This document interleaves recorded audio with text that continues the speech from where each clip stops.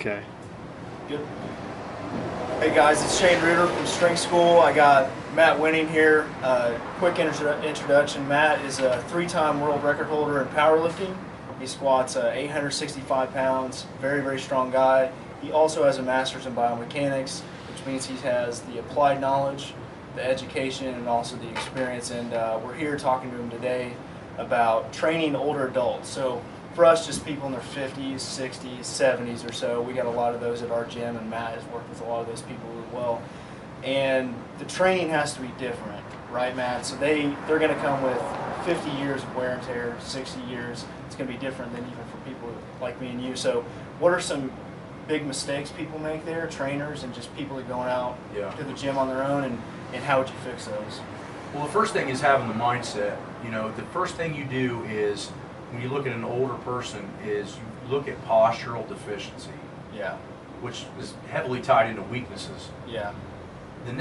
What that's going to do is give you a direction on which way you want to train that person. So most of the time, they're going to have, because of our workforce today, they're going to have lack of glute activation, little hamstrings, quad dominant, no lower back muscles, therefore probably back problems, or they're going to have back problems, and weak upper back, subscapular, rear delt muscles, which are hurting their posture and also affecting their breathing and their heart. Right. So the first thing, once you have that figured out, that's probably true for 90 to 95% of the population, or at least what I've ever seen. So once you have that figured out, you kind of got a gauge on where you probably need to go. The next thing you're going to want to look at is what injuries have they had. So at that age, you're going to see knee replacements, hip surgeries or replacements, shoulder, rotator cuff, maybe possibly neck fusions, back fusions. The list goes on and on. But the big trick of it is figuring out what you need to do for the aging person. First and foremost is make sure that they are pliable and mobile. Yeah. So the first step is pick exercises that are full range of motion. Now they might be a little bit uncomfortable, those types of things, but we know this for a fact. Most people that we have seen, you've been doing this job a while, I've been doing this job a little bit longer. Back problems, right? We see back problems with everybody that comes in. What people don't know is the primary indicator of a future and or existing back problem is hip mobility. Okay.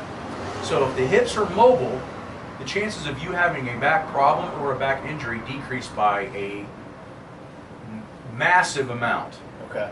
So what we have to do as strength coaches first, as long as there's no impinging injuries or anything that we have a problem with, increase hip mobility.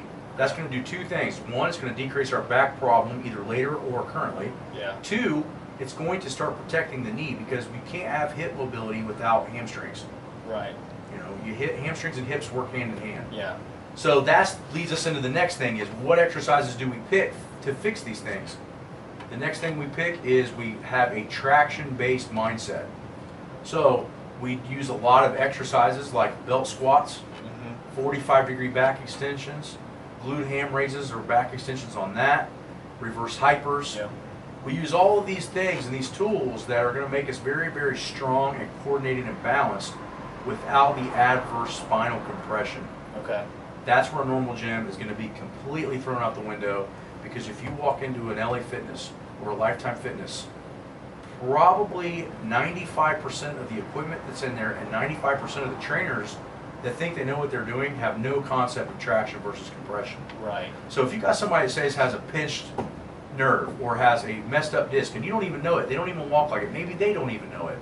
You put them under a heavy squat or a deadlift, or start doing basic stuff that you think is safe because it's light, and you just hurt somebody, because your ability to understand that you have to develop a strong traction base of training. The only way you're going to be able to do that is to have the proper equipment.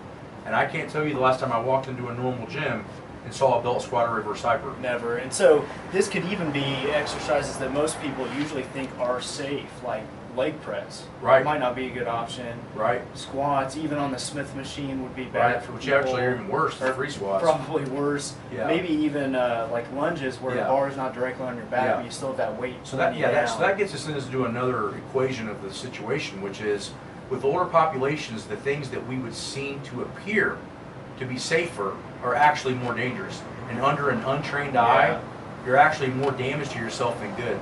So it would definitely be an advantage to you to go to somebody that understands these principles and knows how to apply them, because you on your own would be like me putting you in a me and you are not chemistry. I'm not a chemistry major. No. And I don't know a whole lot about other types of acids and chemicals. What do you think would happen if me and you were just let loose in a chemical lab with no experience or anything? We're just putting acid. We don't even know what this shit is, and we're just dropping it on stuff. We're gonna burn a hole in one of our shoes and probably take off a toe. Yeah. Probably lose an eye. Right. Point being is, we don't know anything about that. Right. And for someone to come into a gym and know very little or nothing about working out, the intention is good. Yeah. But sometimes the application of that intention is worse than not doing anything at all. Right. So if you have enough mental and physical fortitude to step yourself into a facility, any kind of facility, it probably is to your advantage to make sure that you're around a trained professional, at least for the first 6 months to 1 year of your training, to understand what you can safely do, what your limitations are, and what you need to avoid, most importantly. Yeah. Because there's, with the advent of CrossFit, the advent of everybody thinks Olympic lifting looks cool on TV. Right. All these things, some of those things are just not for you anymore. Right. And they're not for people even if they're super healthy and 15 years old. Right. So it's very important to be around people that not only know how to push you, but know what to keep you away from and when to stop. Right. So the 50, 60, 70-year-old body can still improve itself and make a lot of progress, but you have to be a lot safer and more careful what you're doing. And patient. Right? And patient. You want to develop patience. You want to develop a love for the process. And that goes the same, without saying, for every population, but especially older population. You can't repair 50 years of damage in 2 weeks. Right. You have to be willing to be in it for the long haul, right? And working out should be looked at like putting a brick on a wall to build a house. Right. Because if you look at it that way, you're just planting one brick at a time. Eventually, you're going to have a castle, Yep. but not overnight. And the way to do that is going to be much, much safer than trying to build an entire fortress in one day. And that's kind of what some of these modalities tell us to do, like a P90X or an insanity program or a CrossFit system. Yeah. Those systems are throwing you into the gauntlet at 100 miles an hour with no real backing of posture problems. Yeah. Maybe some knee or joint issues you don't have any clue you even had, but because now you're pushing 100 miles an hour, you find out real fast. Right. A smart person is going to realize how to stay away from that and build you up to where you can tolerate those things. Right. All right. Thanks, Matt. Yep. Good.